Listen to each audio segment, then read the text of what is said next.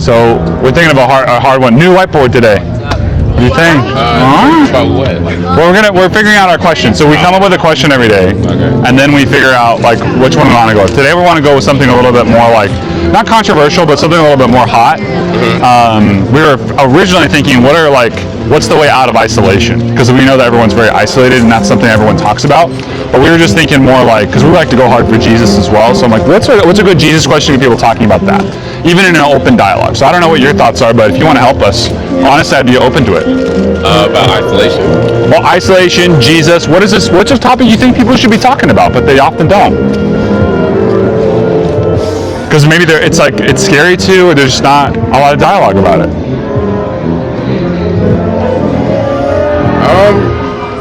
Shoot. I don't know. I just wish everybody was a little kinder to each other. I mean, yeah, agreed. I don't know. Aside from that, I don't know. Yeah. What's your name, man? Rain. Rain? Nick. How do you spell your Rain? R-A-Y-N-E. R-A-Y-N-E. Okay, cool. That's cool. I thought it was like R-E-I-G-N, like rain, like a king reigns. I was like, oh, that'd be sick. But both are cool. So like, how long have you been on campus?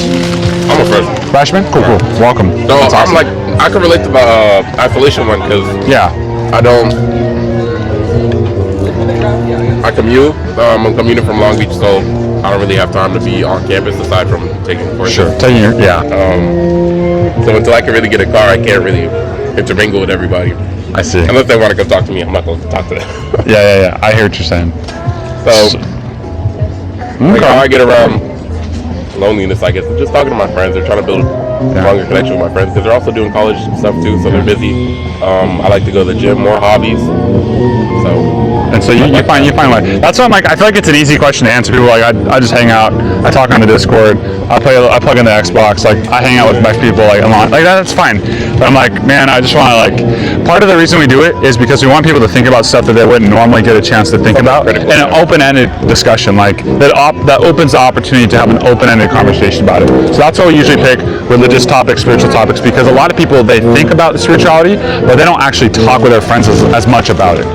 It's at least not something that they do a lot. I don't talk to my friends, but I talk to this guy on the bus, like, or I talk to random people all the time. Sure. Like on the bus, we were talking about Jesus and God and all that, and how he said like Jesus to be sacrificed for our sins, and he knew he was doing that if he was aware, stuff like that. Sure. So, and that stuff's interesting to you. So maybe so let me ask you this, Rain. Is there a question about Jesus, or a question you think people should be talking about related to those types of things you just brought up, that maybe you yourself are more curious about? You think, oh, other people might be curious about that. I was questioning earlier this morning if Jesus Christ was like a real person, because like I want to see his remains. But I know how would we even get to that? Like, how do we know this is Jesus Christ's body?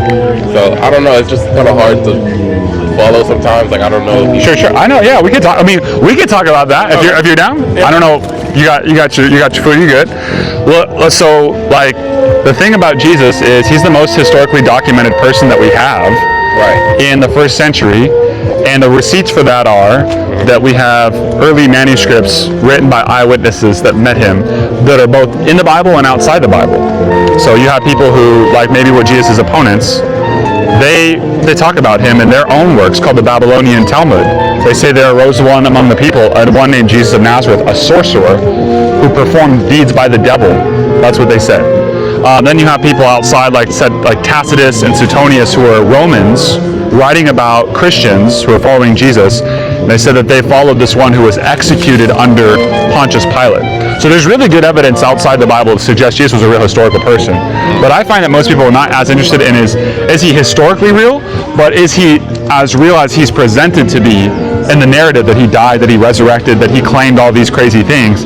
That's what people usually are buzzing around of, like, what's the evidence for that? You know, because he didn't just claim to be a human. I don't know. What are your thoughts? He didn't claim to just be. He claimed to be more than just a human, which was kind of the big problem. That's why he got executed. So he ended up getting executed by the Jewish authorities in combination with the state authorities because he claimed to be more than a human. He claimed to be God. So in their law, can't be doing that. So they were going to stone him, but instead of getting guilty themselves with a capital offense, they handed it off to the Roman government because he also claimed to be a king. And so they knew the Romans wouldn't like that because you can't have two kings. The town ain't big enough for the both of us. So then they executed him. This is the story that's told to us in Matthew, Mark, Luke, and John, which are the earliest records we have.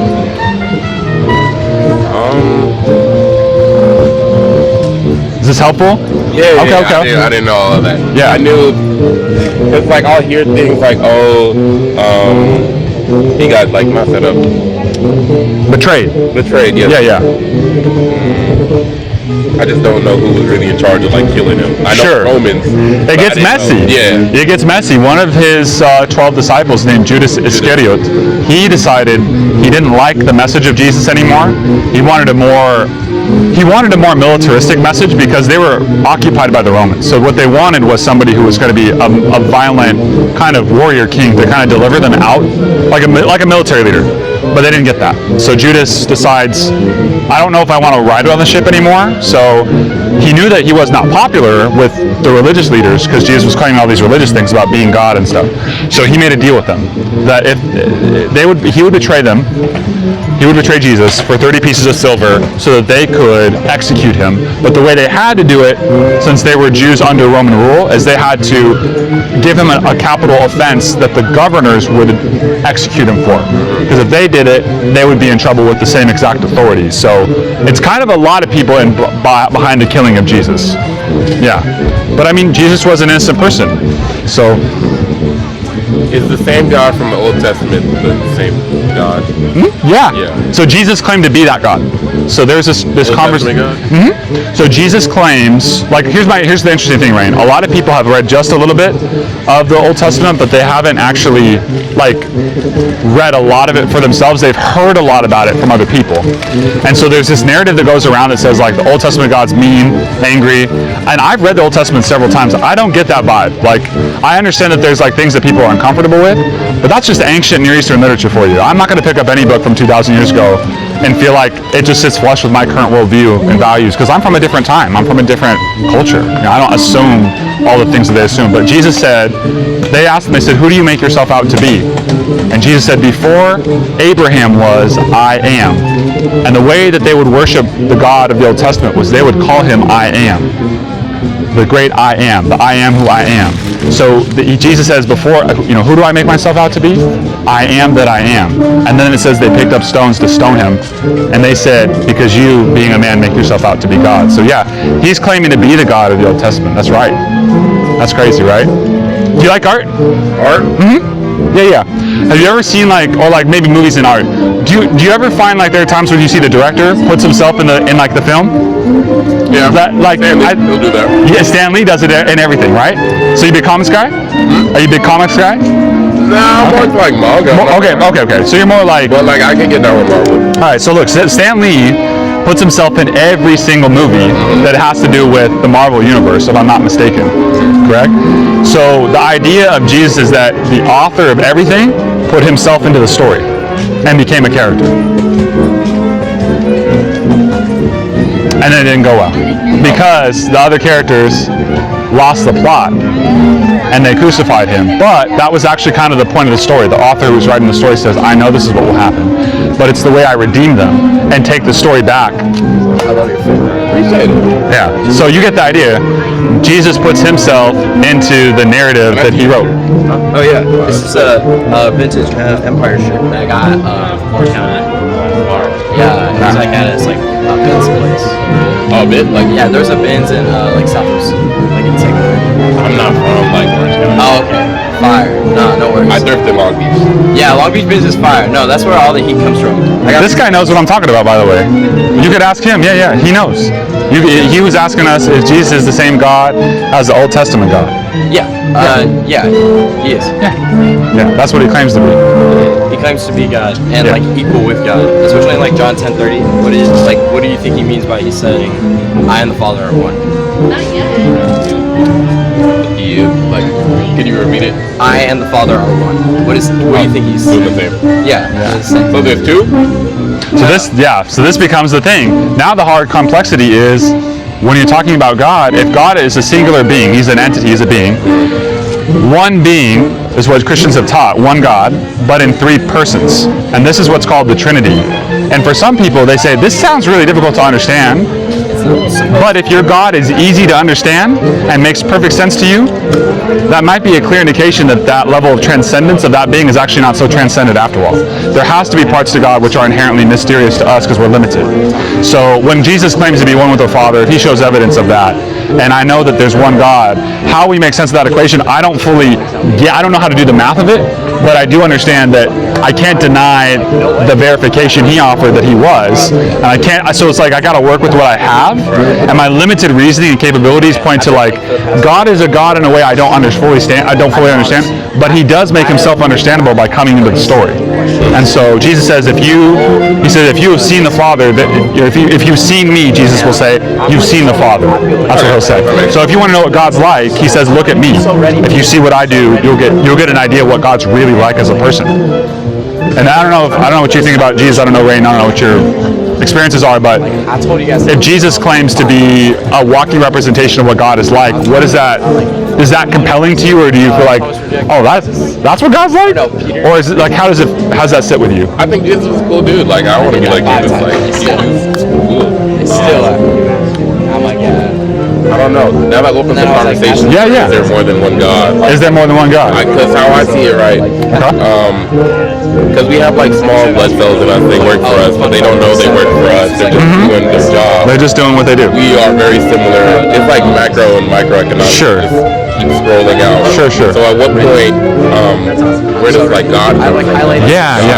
Have a God create him? Right. That's what's called like in the theoretical and in the philosophical, that's called an infinite regress, meaning there's no beginning, no end. But God says, I am the beginning and I am the end. So at some point, what the problem is on our level of things is with the universe didn't come from nowhere. It has to come from something, as you and I would agree. Something has to create something for it to exist. But God claims to be the uncreated creator. And actually in a philosophical sense, without us looking at the Bible, there's a lot of logic behind that. Because we keep moving the goalposts back. Who created God, who created God, who created God, who created God. We never are finished. And therefore, what we're ultimately having to agree with is, well, at some point there was at least one who created everything. And so that's why we come back around here and we say, yeah, at the end of the day, there has to be an origin for everything. And so God claims to be that origin. How that origin works, we're not 100% sure of everything, but we know this. Jesus claimed to be God. Jesus also claimed that there was one God. So if I go with what Jesus says, then there is one God ultimately, and that's it. And he is that God. So that's where I would go with if I was a Jesus follower, you're just making sense of his words. You're kind of forced to that conclusion. So yeah, the multiplicity of gods, Jesus isn't with that. You're not with that. I guess because it takes away credit. Like, you make art yourself? Okay. Well, you get the idea. I get it. Like, yeah, you don't want people stealing credibility for the thing you did. So it says, in the beginning was... You actually mind if I pull up the scripture and I could have you read it? I don't want to just be talking at you. I want you to see it for yourself. I don't want to just like... Can I have my tablet real quick? My tablet's over here. Okay. Let me grab this from my buddy Rain. Yeah. Okay. Let me give it to you this way, bro. This is kind of the best. If you want to ever read something that'll both blow your mind and give you some thoughts, I got this tablet from some friends, and they I use it to show people the Bible so that they can just read it themselves. I don't want to just be telling you, hey, trust me. So if we go to John, if you read it with me, you'll see this. So it says, in the beginning was what? Was the world. Was the Word. Oh, Word. Yeah, and who was the Word? Was with God. The Word was with God and? The Word was God. Whoa. The Word is with God and the Word was God. That's two things at once. There's a with. There's a with. Referencing like the beginning and the end. Something. Yeah, see, look. It says, he was in the beginning with God, and what came into being through him? Verse 3. What came into being through this Word? God. Verse 3. All things came into being through him, and without him not one thing came into being. Yeah. And so later on, it tells you that what does the Word do? All the Word became flesh, and he created us. He lived among us, yeah. And this is what it says in verse 10. He was in the world, and the world came into being through him. So this is the author and the work, right? The world comes into being through him. He comes into the world. Yet the world did not know him, didn't recognize him, didn't understand him. He came to his own, and his own people did not accept him. But who does accept? Like, what happens for verse 12? What does it say here?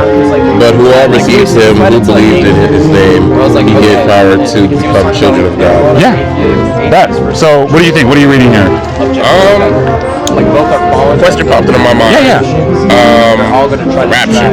Okay, yeah, people talk about that all the time. Yeah. Right? Why can only 144 people go to heaven?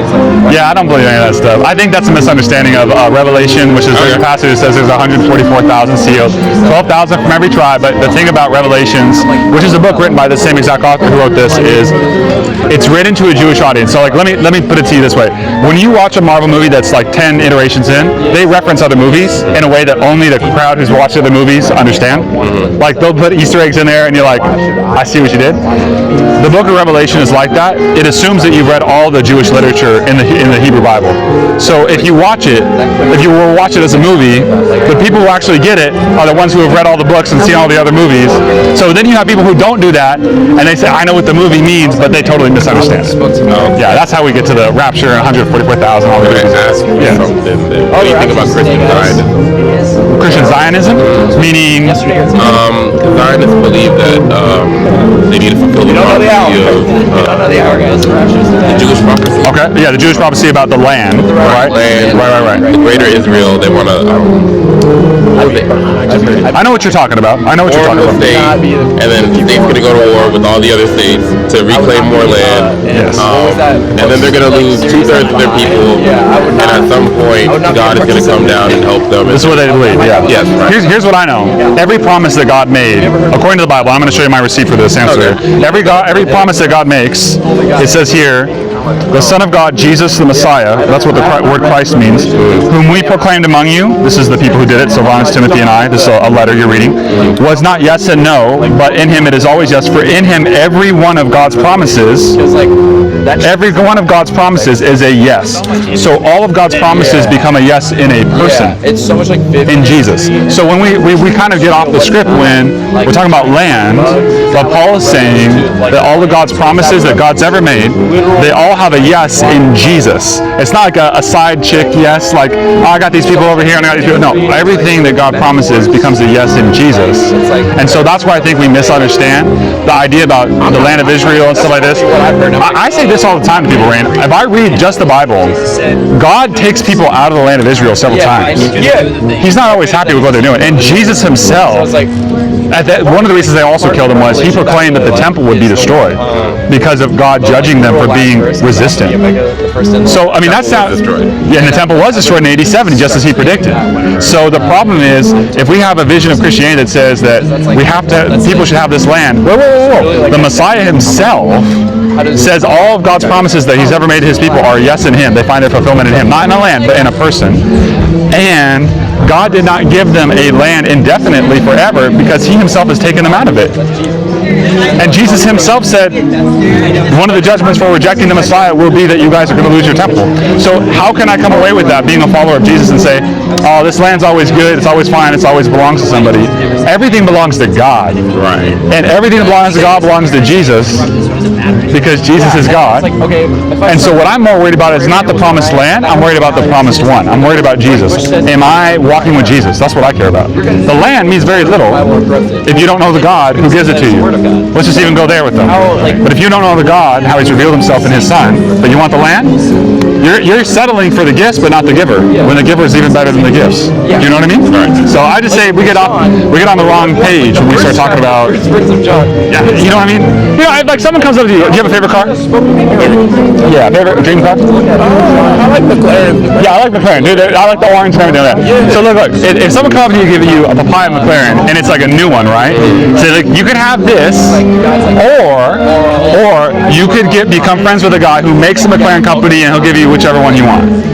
Which one do you take? The McLaren. Yeah, it's like the maker of the McLaren. So you could have the gift of the McLaren, or the gift could be that you get to know the person who makes them and you get to be part of the production and you get to make your own custom. What they did was they just chose the McLaren. We're trying to take the McLaren, right, but we're losing out on the better thing, which is if you have the person who makes them, you're in a relationship with that person.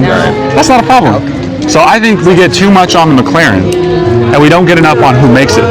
And so whether the land of Israel belongs to Israelis or not is of little concern to me. What matters is, do they know the God that has given them everything and given us everything? You know, the God that made you the way you are, Randy. The God that made the way that you look and made your eyes and made your hair and made the person that you are. Man, it would suck if you didn't know him. You know what I mean? But you're walking around borrowing the life that he's given you and saying, I'm going to use the life that I've been given as a gift to not know you, though. That's a bummer. You just lose out. That could still relate to Scripture, but also not relate to Yeah. That's why the Word becomes flesh, because he doesn't want to stay. He doesn't want us to stay in the story. He doesn't want us to stay unsynchronized with him. He actually wants to know us. He actually came to have a relationship with us. If we want that relationship, it's available. But if we don't, it's kind of odd, because everything we like about life, he gave us. We already affirm we like what we eat. We love food. We love, I mean, some of the things you got in your life, I'm sure you got some good friends that have come alongside you. Some of them in ways that are unexplicable, but they just came at the right time.